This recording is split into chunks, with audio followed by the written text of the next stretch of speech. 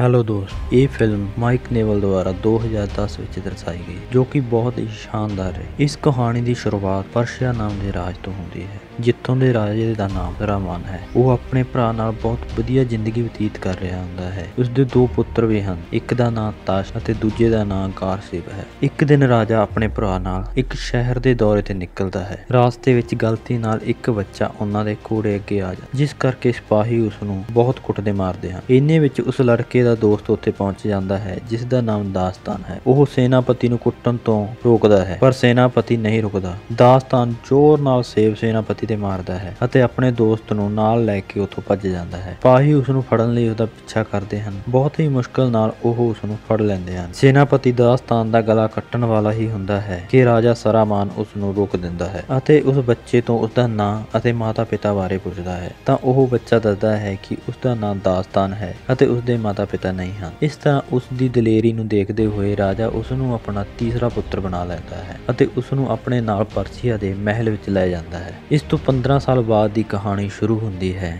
ਜਿਸ ਵਿੱਚ ਰਾਜੇ ਦੇ 3 ਪੁੱਤਰ ਤਾਸ਼, ਕਾਰਸਿਵ ਅਤੇ ਦਾਸਤਾਨ ਹਨ। ਇੱਥੇ ਉਹਨਾਂ ਦਾ ਚਾਚਾ ਨਿਜ਼ਾਮ ਉਹਨਾਂ ਨੂੰ ਅਲਮਤ ਸ਼ਹਿਰ ਉੱਤੇ ਹਮਲਾ ਕਰਨ ਲਈ ਭੜਕਾਉਂਦਾ ਹੈ। ਉਹ ਕਹਿੰਦਾ ਹੈ ਕਿ ਅਲਮਤ ਸ਼ਹਿਰ ਆਪਣੇ ਨਾਲ ਗਰਦਾਰੀ ਕਰ ਰਿਹਾ ਹੈ ਅਤੇ ਦੁਸ਼ਮਣਾਂ ਨੂੰ ਹਥਿਆਰ ਵੇਚ ਰਿਹਾ ਹੈ। ਕਿਸੇ ਸਮੇਂ ਅਲਮਤ ਸ਼ਹਿਰ ਅਤੇ ਪਰਸ਼ੀਆ ਦੇ ਬਹੁਤ ਵਧੀਆ ਸੰਬੰਧ ਹੁੰਦੇ। ਤਾਸ਼ ਨਹੀਂ ਚਾਹੁੰਦਾ ਸੀ ਕਿ ਉਹਨਾਂ ਦੇ ਆਪਸ ਵਿੱਚ ਸੰਬੰਧ ਖਰਾਬ ਹੋਣ ਅਤੇ ਤਾਸ਼ ਦਾਸਤਾਨ ਨੂੰ ਕਹਿੰਦਾ ਹੈ ਕਿ ਉਹ ਅਲਮਤ ਸ਼ਹਿਰ ਉੱਤੇ ਹਮਲਾ ਨਹੀਂ ਕਰਨਗੇ, ਪਰ ਇਸ ਦੇ ਉਲਟ ਦਾਸਤਾਨ ਆਪਣੇ ਦੋਸਤ ਨਾਲ ਮਿਲ ਕੇ ਅਤੇ ਕੁਝ ਸਿਪਾਹੀਆਂ ਨੂੰ ਆਪਣੇ ਨਾਲ ਲੈ ਕੇ ਅਲਮਤ ਸ਼ਹਿਰ ਉੱਤੇ ਹਮਲਾ ਕਰ ਦਿੰਦਾ ਹੈ ਅਤੇ ਦੇਖਦੇ ਹੀ ਦੇਖਦੇ ਬਹੁਤ ਵੱਡਾ ਯੁੱਧ ਸ਼ੁਰੂ ਹੋ ਜਾਂਦਾ ਹੈ। ਇੱਥੇ ਦਾਸਤਾਨ ਆਪਣੇ ਭਰਾ ਨੂੰ ਸੁਨੇਹਾ ਭੇਜਦਾ ਹੈ ਕਿ ਉਹ ਉਹਨਾਂ ਦੀ ਮਦਦ ਕਰੇ। ਨਾ ਚਾਹੁੰਦੇ ਹੋਏ ਵੀ ਉਸ ਨੂੰ ਦਾਸਤਾਨ ਦੀ ਮਦਦ ਕਰਨ ਲਈ ਆਉਣਾ ਪੈਂਦਾ ਹੈ। ਇਸ ਤਰ੍ਹਾਂ ਜੰਗ ਦੇ ਮਾਹੌਲ ਨੂੰ ਦੇਖਦੇ ਹੋਏ ਰਾਣੀ ਤਾਮੀਨਾ ਆਪਣੇ ਸੈਨਾਪਤੀ ਨੂੰ ਇੱਕ ਖੰਜਰ ਦਿੰਦੀ ਹੈ ਅਤੇ ਉਹ ਕਹਿੰਦੀ ਹੈ ਕਿ ਆਪਣੀ ਜਾਨ ਤੋਂ ਵੀ ਵੱਧ ਕੇ ਇਸ ਦੀ ਰੱਖਿਆ ਕਰ। ਜਦੋਂ ਉਹ ਉੱਥੋਂ ਨਿਕਲਦਾ ਹੈ ਤਾਂ ਦਾਸਤਾਨ ਰਾਸਤੇ ਵਿੱਚ ਉਸ ਨੂੰ ਰੋਕ ਕੇ ਸੁੱਟ ਦਿੰਦਾ ਹੈ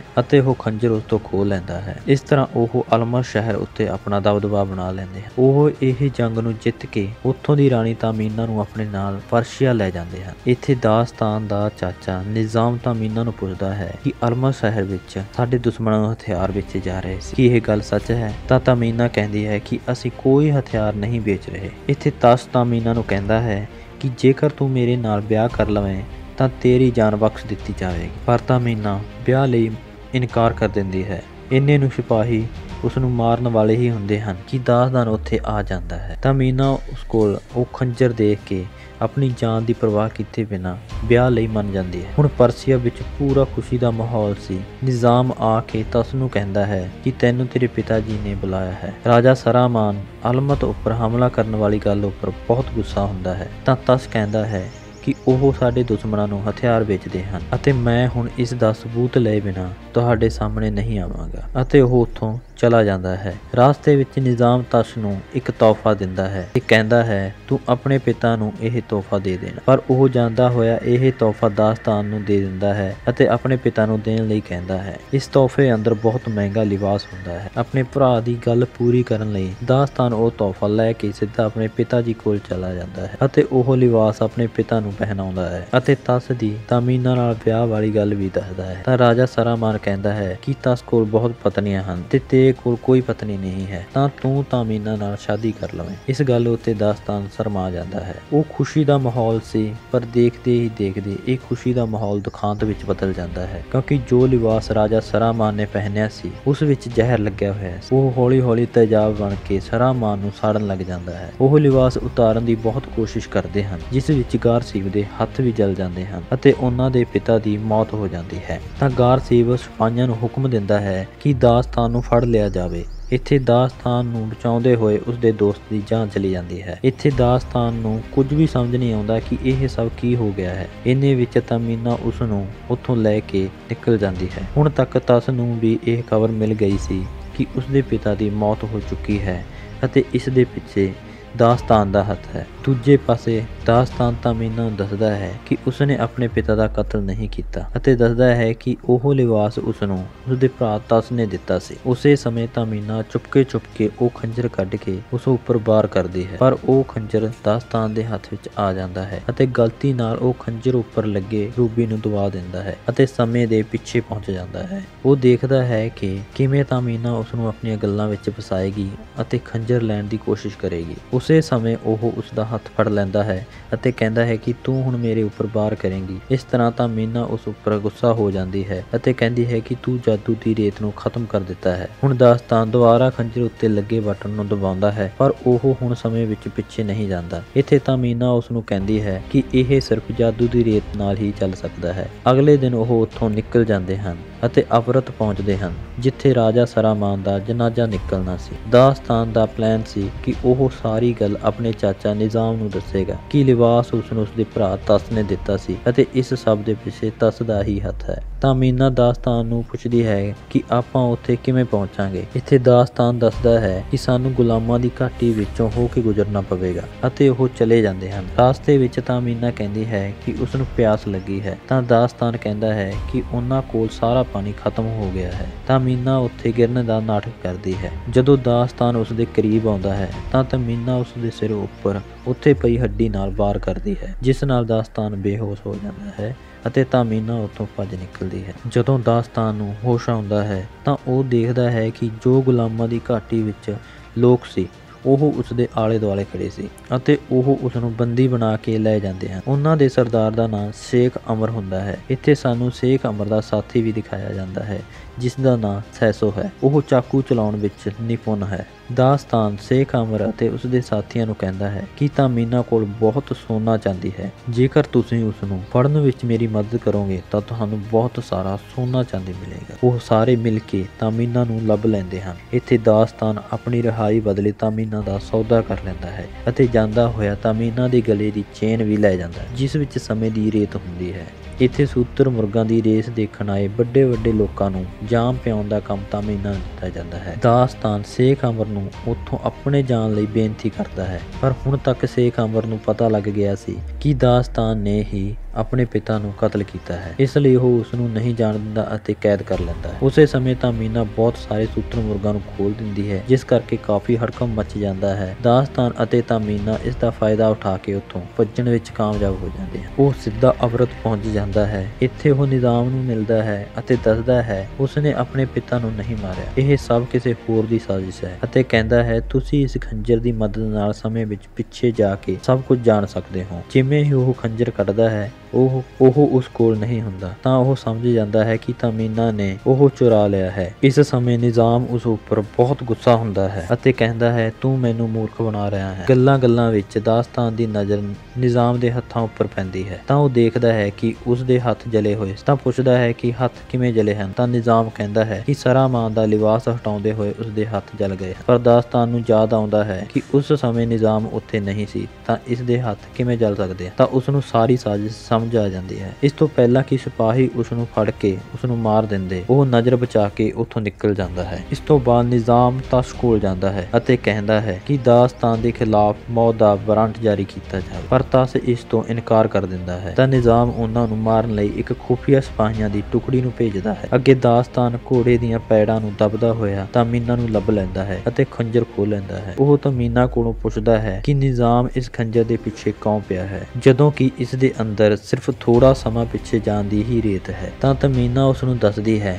ਕਿ ਅਲਮਰ ਸ਼ਹਿਰ ਦੇ ਅੰਦਰ ਇੱਕ ਪਵਿੱਤਰ ਮੰਦਿਰ ਹੈ, ਜਿਸ ਦੇ ਨੀਚੇ ਜਾਦੂ ਦੀ ਰੇਤ ਹੈ, ਜਿਸ ਨਾਲ ਇਹ ਖੰਜਰ ਜਿੰਨਾ ਚਾਹੇ ਵਰਤ ਕੇ ਪਿੱਛੇ ਜਾ ਸਕਦੇ ਹਾਂ। ਹੁਣ ਉਹਨਾਂ ਵਿਚਕਾਰ ਦੋਸਤੀ ਹੋਣ ਲੱਗ ਜਾਂਦੀ ਹੈ ਅਤੇ ਆਪਣੀਆਂ ਸਾਰੀਆਂ ਗੱਲਾਂ ਇੱਕ ਦੂਜੇ ਨਾਲ ਸਾਂਝੀਆਂ ਕਰਦੇ ਹਨ। ਇੱਥੇ ਦਾਸਤਾਨ ਦੱਸਦਾ ਹੈ ਕਿ ਨਿਜ਼ਾਮ ਅਤੇ ਮੇਰੇ ਪਿਤਾ ਬਚਪਨ ਵਿੱਚ ਇੱਕ ਹਿਰਨ ਦਾ ਸ਼ਿਕਾਰ ਕਰਨ ਜਾਂਦੇ ਹਨ। ਉਸੇ ਸਮੇਂ ਇੱਕ ਸ਼ੇਰ ਉਹਨਾਂ ਦੇ ਪਿੱਛੇ ਆ ਜਾਂਦਾ ਹੈ, ਜਿਸ ਨੂੰ ਨਿਜ਼ਾਮ ਭਾਲੇ ਨਾਲ ਮਾਰ ਸੁੱਟਦਾ ਹੈ। ਤਾਂ ਦਾਸਤਾਨ ਨੂੰ ਸਮਝ ਆਉਂਦਾ ਹੈ ਹੈ ਕਿ ਉੱਥੇ ਰਾਜਾ ਸਰਾਮਾਨ ਦੇ ਬਚਣ ਕਾਰਨ ਬਾਅਦ ਵਿੱਚ ਰਾਜਗੱਦੀ ਉਸ ਨੂੰ ਮਿਲ ਗਈ ਸੀ ਅਤੇ ਨਿਜ਼ਾਮ ਇਹ ਗਲਤੀ ਠੀਕ ਕਰੇਗਾ ਅਤੇ ਸਰਾਮਾਨ ਨੂੰ ਸ਼ੇਰ ਦੇ ਹੱਥੋਂ ਮਰਨ ਦੇਵੇਗਾ ਅਤੇ ਰਾਜਗੱਦੀ ਤੇ ਆਪ ਬੈਠੇਗਾ। ਇੱਥੇ ਤਾਮੀਨਾ ਦੱਸਦੀ ਹੈ ਕਿ ਜੇਕਰ ਨਿਜ਼ਾਮ ਨੇ ਖੰਜਰ ਦੀ ਗਲਤ ਵਰਤੋਂ ਕੀਤੀ ਤਾਂ ਦੇਵਤਾ ਨਾਰਾਜ਼ ਹੋ ਜਾਣਗੇ ਅਤੇ ਸਾਰੀ ਧਰਤੀ ਨੂੰ ਰੇਤ ਵਿੱਚ ਬਦਲ ਦੇਣਗੇ, ਸਭ ਖਤਮ ਹੋ ਜਾਏਗਾ। ਇਸ ਲਈ ਇਹ ਖੰਜਰ ਉਸ ਦੇ ਹੱਥ ਵਿੱਚ ਨਹੀਂ ਲੱਗਣਾ ਚਾਹੀਦਾ। ਇਸ ਖੰਜਰ ਦੀ ਅਸਲੀ ਥਾਂ ਹਿੰਦੂ ਸ਼ਹਿਰ ਵਿਚਲੇ ਮੰਦਿਰ ਵਿੱਚ ਹੈ, ਸਾਨੂੰ ਇਹ ਉੱਥੇ ਰੱਖਣਾ ਚਾਹੀਦਾ ਹੈ। ਹੁਣ ਉਹ ਅੱਗੇ ਚੱਲਦੇ ਜਾਂਦੇ ਹਨ। ਰਾਸਤਾ ਲੰਬਾ ਹੋਣ ਕਰਕੇ ਥੱਕ ਜਾਂਦੇ ਹਨ ਅਤੇ ਕੋਲ ਪੈਂਦੇ ਤਲਾਬ ਵਿੱਚ ਪਾਣੀ ਪੀਣ ਲੱਗਦੇ ਹਨ, ਪਰ ਉੱਥੇ ਸ਼ੇਖ ਅਮਰ ਆਪਣੇ ਸਾਥੀਆਂ ਨੂੰ ਨਾਲ ਲੈ ਕੇ ਪਹੁੰਚ ਜਾਂਦਾ ਹੈ ਅਤੇ ਇਹਨਾਂ ਨੂੰ ਫੜ ਲੈਂਦਾ ਹੈ। ਤਾਂ ਤਾਮੀਨਾ ਉਸ ਨੂੰ ਪੁੱਛਦੀ ਹੈ ਕਿ ਉਸ ਨੂੰ ਕੀ ਚਾਹੀਦਾ, ਸੋਨਾ ਚਾਂਦੀ, ਅਤੇ ਕਹਿੰਦੀ ਹੈ ਕਿ ਤੁਸੀਂ ਸਾਨੂੰ ਹਿੰਦੂ ਸ਼ਹਿਰ ਦੇ ਮੰਦਿਰ ਵਿੱਚ ਪਹੁੰਚਾ ਦਿਓ, ਉੱਥੋਂ ਜਿੰਨਾ ਚਾਹੇ ਸੋਨਾ ਚਾਂਦੀ ਲੈ ਸਕਦੇ। ਹੁਣ ਉਹ ਸਾਰੇ ਮਿਲ ਜਾਂਦੇ ਹਨ। ਅਗਲੇ ਦਿਨ ਉਹ ਗਾਰਸੀਬ ਕੋਲ ਪਹੁੰਚਦੇ ਹਨ ਅਤੇ ਦਾਸਤਾਨ ਦੱਸਦਾ ਹੈ ਕਿ ਪਿਤਾ ਦਾ ਕਤਲ ਉਸਨੇ ਨਹੀਂ ਕੀਤਾ। ਇੱਥੇ ਨਿਜ਼ਾਮ ਦੇ ਸਿਪਾਹੀ ਉਹਨਾਂ ਉੱਪਰ ਹਮਲਾ ਕਰ ਦਿੰਦੇ ਹਨ। ਉੱਥੇ ਗਾਰਸੀਬ ਦਾਸਤਾਨ ਨੂੰ ਬਚਾਉਂਦਾ ਹੋਇਆ ਆਪਣੀ ਜਾਨ ਕੁਰਬਾਨ ਕਰ ਦਿੰਦਾ ਹੈ ਅਤੇ ਸਿਪਾਹੀ ਇੱਕ ਸੱਪ ਦੀ ਮਦਦ ਨਾਲ ਖੰਜਰ ਪ੍ਰਾਪਤ ਕਰ ਲੈਂਦੇ ਹਨ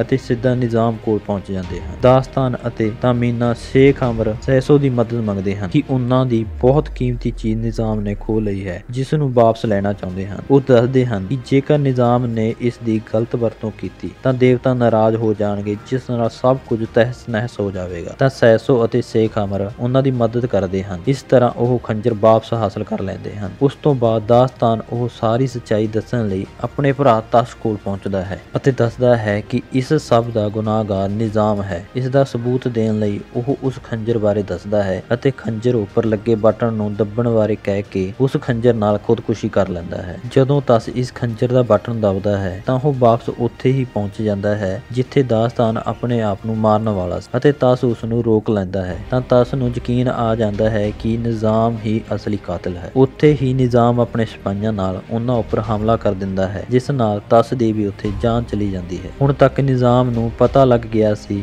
ਕਿ ਪਵਿੱਤਰ ਮੰਦਿਰ ਦੇ ਨੀਚੇ ਜਾਦੂ ਦੀ ਰੇਤ ਹੈ। ਉਹ ਇੱਥੋਂ ਖੰਜਰ ਖੋਹ ਕੇ ਉਸ ਮੰਦਿਰ ਲਈ ਨਿਕਲ ਜਾਂਦਾ ਹੈ। ਤਾਮੀਨਾ ਨੂੰ ਉੱਥੇ ਪਹੁੰਚਣ ਦਾ ਇੱਕ ਸ਼ਾਰਟਕਟ ਰਾਸਤਾ ਪਤਾ ਸੀ। ਉਹ ਦਾਸਤਾਨ ਨੂੰ ਨਾਲ ਲੈ ਕੇ ਉਸੇ ਰਾਸਤੇ ਮੰਦਿਰ ਦੇ ਨੀਚੇ ਪਹੁੰਚਣ ਦੀ ਕੋਸ਼ਿਸ਼ ਕਰਦੀ ਹੈ। ਇੱਥੇ ਨੀਚੇ ਮੰਦਿਰ ਵਿੱਚ ਉੱਪਰ ਤੋਂ ਇੱਕ ਭਾਰੀ ਪੱਥਰ ਡਿੱਗਦਾ ਹੈ ਅਤੇ ਬਹੁਤ ਸਾਰੀ ਰੇਤ ਧਰਤੀ ਵਿੱਚ ਧਸਣ ਲੱਗਦੀ ਹੈ। ਇੱਥੇ ਨਿਜ਼ਾਮ ਅਤੇ ਉਸਦਾ ਸਿਪਾਹੀ ਹਸਨ ਸੈਨ ਵੀ ਪਹੁੰਚ ਜਾਂਦਾ ਹੈ। ਇੱਥੇ ਹਸਨ ਸੈਨ ਅਤੇ ਦਾਸਤਾਨ ਵਿਚਕਾਰ ਲੜਾਈ ਨੂੰ ਦਿਖਾਇਆ ਗਿਆ ਹੈ। ਇਸ ਲੜਾਈ ਵਿੱਚ ਦਾਸਤਾਨ ਜਿੱਤ ਜਾਂਦਾ ਹੈ ਅਤੇ ਹਸਨ ਸੈਨ ਮਾਰਿਆ ਜਾਂਦਾ ਹੈ। ਇੱਥੇ ਪੈਰ ਫਿਸਲਣ ਕਰਕੇ ਤਾਮੀਨਾ ਮਰਨ ਹੀ ਵਾਲੀ ਸੀ ਕਿ ਦਾਸਤਾਨ ਉਸਦਾ ਹੱਥ ਫੜ ਲੈਂਦਾ ਹੈ ਅਤੇ ਉਸ ਨੂੰ ਬਚਾ ਲੈਂਦਾ ਹੈ। ਹੁਣ ਨਿਜ਼ਾਮ ਉੱਥੇ ਆ ਕੇ ਦਾਸਤਾਨ ਨਾਲ ਲੜਾਈ ਕਰਦਾ ਹੈ। ਇਸ ਸਮੇਂ ਦਾਸਤਾਨ ਉਸ ਖੰਜਰ ਨੂੰ ਰੇਤ ਦੇ ਸ਼ੀਸ਼ੇ ਵਿੱਚ ਗੱਡ ਦਿੰਦਾ ਹੈ ਅਤੇ ਚਲਾਕੀ ਨਾਲ ਉਸ ਖੰਜਰ ਦਾ ਬਟਨ ਦੱਬ ਦਿੰਦਾ ਹੈ, ਜਿਸ ਨਾਲ ਉੱਥੇ ਬਹੁਤ ਵੱਡਾ ਬਾਬ ਰੋਲਾ ਉੱਠਦਾ ਹੈ, ਜਿਸ ਵਿੱਚ ਦਾਸਤਾਨ ਅਤੇ ਨਿਜ਼ਾਮ ਉੱਡਣ ਲੱਗਦੇ ਹਨ। ਇੱਥੇ ਸਾਨੂੰ ਬਹੁਤ ਵੱਡਾ ਜਾਦੂ ਦੇਖਣ ਨੂੰ ਮਿਲਦਾ ਹੈ। ਹੁਣ ਦਾਸਤਾਨ ਉੱਥੇ ਪਹੁੰਚ ਗਿਆ ਜਿੱਥੇ ਉਸਨੇ ਪਹਿਲੀ ਵਾਰ ਉਸ ਖੰਜਰ ਨੂੰ ਉਠਾਇਆ ਸੀ। ਹੁਣ ਤੱਕ ਨਾ ਹੀ ਰਾਜਾ ਸਰਾਮਾਨ ਦੀ ਜਾਨ ਗਈ ਸੀ, ਨਾ ਹੀ ਉਸਦੇ ਭਰਾਵਾਂ ਦਾ ਕਤਲ ਹੋਇਆ ਸੀ, ਮਤਲਬ ਕਿ ਸਭ ਕੁਝ ਠੀਕ ਠਾਕ ਸੀ। ਹੁਣ ਦਾਸਤਾਨ ਸਿੱਧਾ ਆਪਣੇ ਭਰਾ ਤਸ ਕੋਲ ਜਾਂਦਾ ਹੈ ਅਤੇ ਸਾਰੀ ਸੱਚਾਈ ਬਾਰੇ ਦੱਸ ਦਿੰਦਾ ਹੈ। ਤਾਂ ਤਸ ਕਹਿੰਦਾ ਹੈ ਕਿ ਜਦੋਂ ਅਲਮਰ ਸ਼ਹਿਰ ਵਿੱਚ ਕੋਈ ਵਿਰੋਧੀ ਨਹੀਂ ਸੀ ਤਾਂ ਉਹਨਾਂ ਉੱਪਰ ਹਮਲਾ ਕਿਉਂ ਕੀਤਾ ਗਿਆ। ਇਹ ਸਭ ਉੱਥੇ ਖੜਾ ਨਿਜ਼ਾਮ ਵੀ ਸੁਣ ਰਿਹਾ ਹੁੰਦਾ ਹੈ, ਜਿਸ ਨੂੰ ਇਹ ਰਾਜਗੱਦੀ ਚਾਹੀਦੀ ਹੁੰਦੀ ਹੈ। ਨਿਜ਼ਾਮ ਇੱਕ ਵਿਰੋਧੀ ਨੂੰ ਮਾਰਨ ਦੀ ਕੋਸ਼ਿਸ਼ ਕਰਦਾ ਹੈ, ਪਰ ਦਾਸਤਾਨ ਆਪਣੀ ਤਲਵਾਰ ਨਾਲ ਨਿਜ਼ਾਮ ਨੂੰ ਮਾਰ ਦਿੰਦਾ ਹੈ। ਇਸ ਤੋਂ ਬਾਅਦ ਤਸ ਦਾਸਤਾਨ ਅਤੇ ਤਾਮੀਨਾ ਨੂੰ ਨਾਲ ਲੈ ਕੇ ਦੇ ਅੱਗੇ ਪੇਸ਼ ਹੁੰਦਾ ਹੈ ਅਤੇ ਆਪਣੇ ਭਰਾ ਦਾਸਤਾਨ ਅਤੇ ਤਾਮੀਨਾ ਦੇ ਵਿਆਹ ਦੀ ਮੰਗ ਰੱਖਦਾ ਹੈ। ਤਾਂ ਰਾਜਾ ਸਰਾਮਾਨ ਉਹਨਾਂ ਦਾ ਵਿਆਹ ਕਰਵਾ ਦਿੰਦਾ ਹੈ ਅਤੇ ਉਸ ਖੰਜਰ ਨੂੰ ਉਸ ਦੀ ਅਸਲੀ ਥਾਂ ਮੰਦਿਰ ਵਿੱਚ ਰੱਖ ਦਿੱਤਾ ਜਾਂਦਾ ਹੈ ਅਤੇ ਇੱਥੇ ਆ ਕੇ ਇਹ ਫਿਲਮ ਖਤਮ। ਦੋਸਤੋ, ਤੁਹਾਨੂੰ ਇਹ ਵੀਡੀਓ ਕਿਸ ਤਰ੍ਹਾਂ ਲੱਗੀ ਆਪਣੇ ਕਮੈਂਟ ਅਤੇ ਸ਼ੇਅਰ ਕਰਕੇ ਜਰੂਰ ਦੱਸਣਾ ਅਤੇ ਇਸ ਚੈਨਲ ਨੂੰ ਸਬਸਕ੍ਰਾਈਬ ਜਰੂਰ ਕਰ ਲੈਣਾ, ਜਿਸ ਨਾਲ ਤੁਸੀਂ ਸਾਡੀਆਂ ਹੋਰ ਨਵੀਆਂ ਵੀਡੀਓ ਦੇਖ ਸਕਦੇ।